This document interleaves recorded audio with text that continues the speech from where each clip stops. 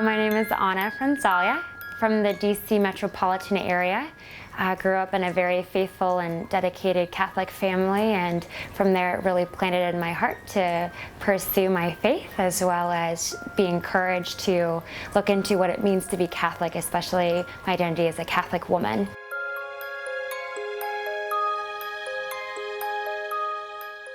First and foremost, I would say humility. That humbling spirit. And I had just read a saint had painted this beautiful picture, but humility is the string of a pearl necklace. If you were to have other virtues cascade that we would hold in importance, such as purity or perseverance and prudence, it would all stem from humility.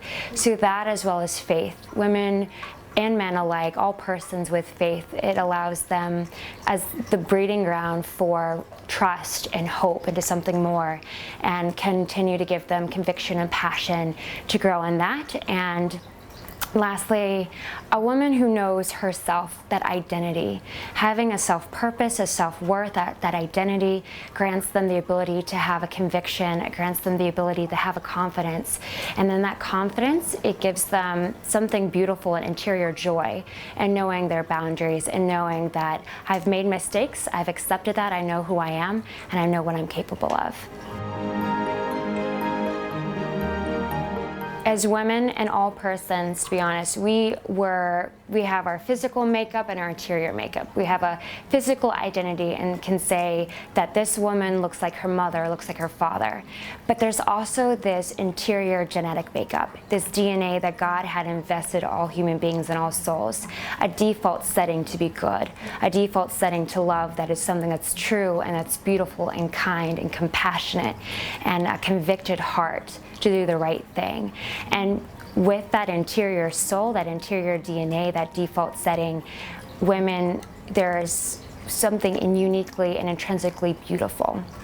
And so it is reminding a woman that you are already born a daughter of the King, that you already are a princess, that you have on you and on your head is a crown that radiates and shines every time you go back to that genetic code, that genetic DNA of being kind, of being compassionate, of that joy that God invests within you.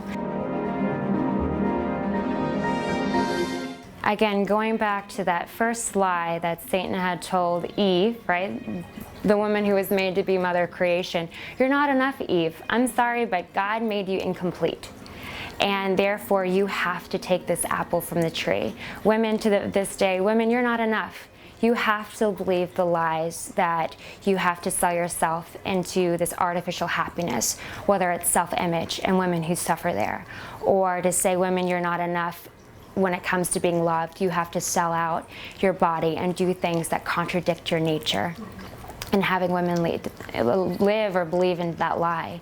And so for them to not understand that they already were made complete, there's nothing incomplete, and to persevere against the tides of the culture that say so.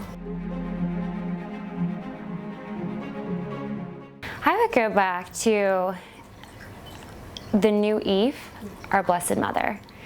God had created, going back to the very beginning, God had created creation in an ascending order of beauty.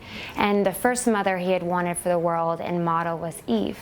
And unfortunately, through Satan's ill-devised plans, to take down the jewel of creation that God had built up, he then said, you know what, I'm here to give another Eve, the new Eve. Instead of the original Eve who took fruit, I'm going to give the one who gives fruit. And so having that beautiful new model, and one in which Christ had dedicated for the church as a model, is something to begin with, and especially her humility and her trust and her hope in the Lord, and her entire life that breathes that model and lives that example would be who I'd say. Our Blessed Mother is the Holy Comforter. She's the one who's she's the constant presence that is there to comfort. She's been the constant presence to learn how to be a woman. She's the one who first is the teacher of what is faith, what does it mean to trust, what does it mean to have an identity of self-worth and knowing who I am and who I'm yet to become, and not giving up on yourself and giving up on what God has promised. Our Blessed Mother is also the source of just life-affirming gift of who you are as a person. And so she's that constant intercessor to say that I am always here to guide you.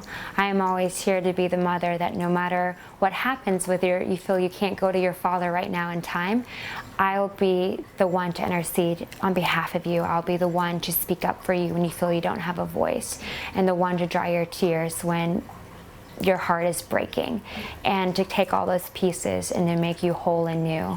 And then to be able, maybe hopefully present you to my son to feel even more what love is itself.